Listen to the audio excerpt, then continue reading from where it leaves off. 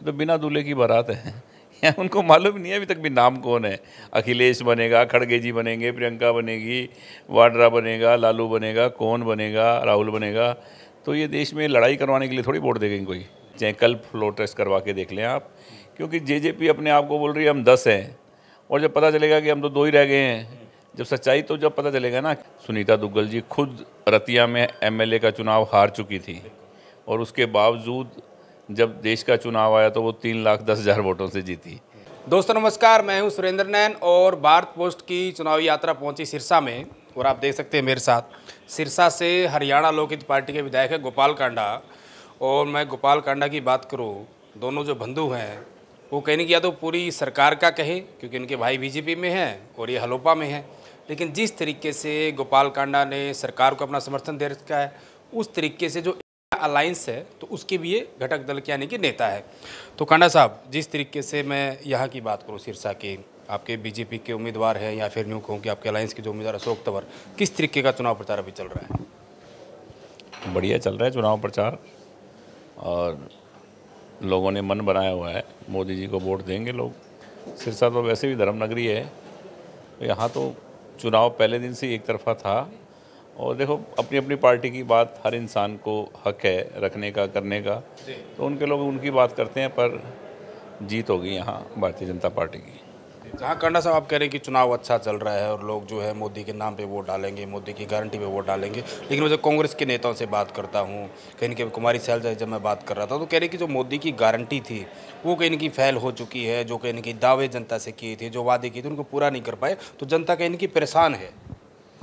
देखो, मोदी जी की गारंटी तो 10 साल से जो वो बोल रहे हैं वो कर ही रहे हैं, पर अगर ये बात है तो शैलजा जी मुझे बता दें कि प्रधानमंत्री कौन बनेगा। उन्होंने आज तक भी ये कहा कि देश का प्रधानमंत्री ये बनेगा इसलिए मुझे वोट दो। ठीक कहा आपने, क्योंकि कांग्रेस में इस तरह की स्थिति है इंडिया अलायंस में। आपकी ही बात को मैं आगे बढ़ाऊं, अरविंद केजरीवाल 50 दिन बाद जेल में रह के बाहर आए हैं।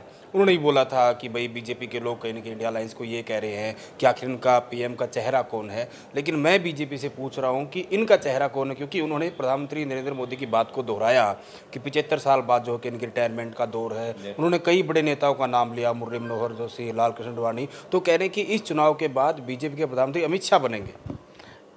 अभी इस चुनाव की बात करो, इस चुनाव के बाद क्या होगा, कल क्या होगा, भविष्य की बात ना तो कोई आज तक मुझे जिस दुनिया में कोई ऐसा नज़र आया इंसान जो बता सके, कर सके। आज की बात जो है, अभी मोदी जी 75 साल के नहीं हैं, मुझे इतना पता है। मैं इस चुनाव की बात कर सकता हूँ, क्या होगा, कब क्या होगा, वो बातें बाद की हैं। मेरा तो यही जवाब है उनको कि बाद की बात ना करें कि 75 साल बाद की, 5 साल 2 साल बाद ये इतने का हो जाए, किसको क्या पता क्या हो जाएगा कल। आज जो है वो सच्चाई ये है कि बिना दूल्हे की बारात है। और ये तो वो बात हो गई कि माननीय नरेंद्र मोदी जी, अली बाबा और बाकी 40 चोर। तो ये तो अली बाबा 40 चोर वाली कहानी है। सब अपने आप को प्रधानमंत्री बनने की सोच रखते हुए कोई ये इस देश का अब क्या है कि गौरव इतना बढ़ रहा है, इतना ये देश हिंदुस्तान ने तरक्की की है कि पूरी दुनिया में डंका बज रहा है। हमारे साथ लगते पाकिस्तान के लोग, वहाँ का आवाम ये कहता है कि हमारा भी वज़ीर आज़म नरेंद्र मोदी जैसा होना चाहिए। और अगर हमने कहीं गलती से ऐसी गलती कर दी और ये आपस में इस तरह लड़े तो वो हम पे हंसेंगे, कहेंगे इनकी हालत भी हमारे जैसी होगी।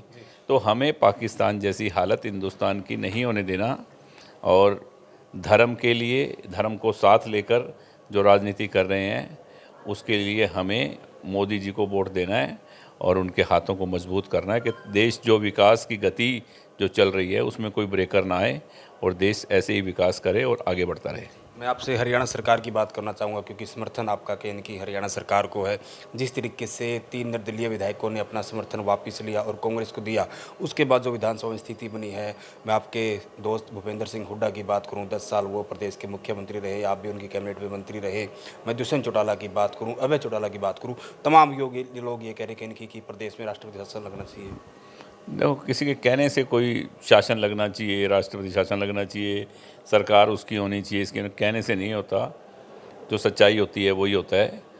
आज भी इनके पास ना तो फ्लोर टेस्ट अभी हो सकता, करवा लेंगे तो भी आज सब कुछ है, समर्थन पूरा है। चाहे कल फ्लोर टेस्ट करवा के देख लें आप, क्योंकि जेजेपी अपने आप को बोल रही है हम 10 हैं, और जब पता चलेगा कि हम तो 2 ही रह गए हैं, जब सच्चाई तो जब पता चलेगा ना। क्योंकि उन्हीं के आदमी जब उनको कह रहे हैं कि अब उन्होंने क्या अभी बोला आपको पता है थोड़े दिनों पहले कि आप अजय सिंह जी का इलाज करवाएं, दुष्यंत को क्या कहा कि आप अपने फादर, हाँ, तो जब उन्हें जो तो देवेंद्र पब्लिक कहाँ है, जेजेपी में है ना, तो वो उनको अपना मान रहे हैं, वो अपने हैं उनके नहीं है ना, तो फिर कहाँ है, कुछ नहीं।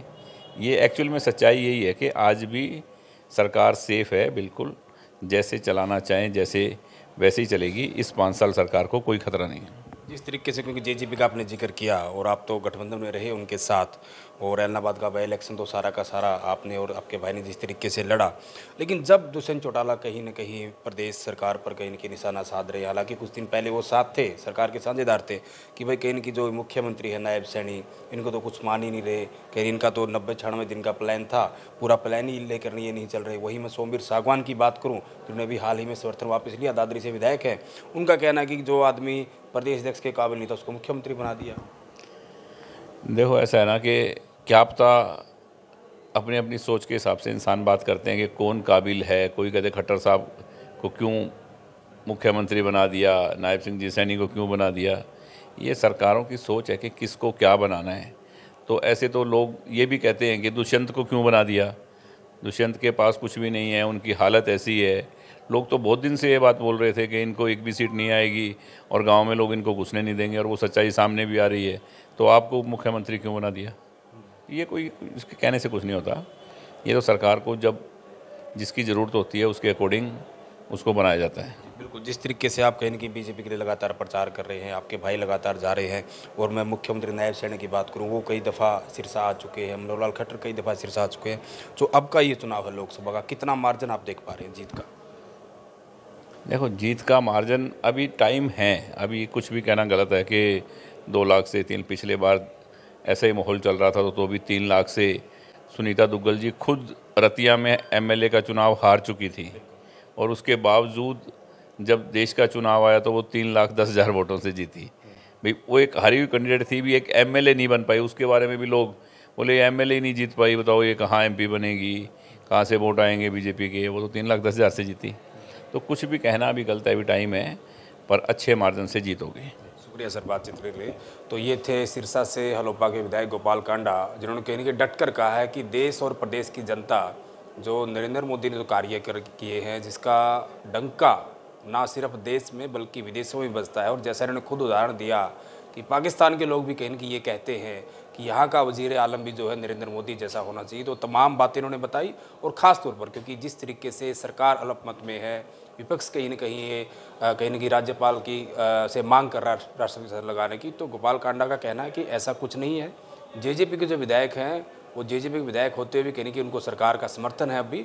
तो इनका ऐसा मानना कि अगर फ्लोर टेस्ट अगर करवाया जाता है तो सरकार जो है उसमें पास हो जाएगी। और जहाँ तक सिरसा की बात है, सिरसा को लेकर इनका साफ तौर पर कहना है कि अच्छे मार्जिन से यहाँ से बीजेपी के जो उम्मीदवार है अशोक तौर उनकी जीत होने वाली है। लेकिन आखिर आपको क्या लगता है, क्योंकि मतदाता आप है, इस बार सिरसा से कौन सांसद बनने वाला है, कमेंट के माध्यम से अपनी प्रतिक्रिया जरूर दें।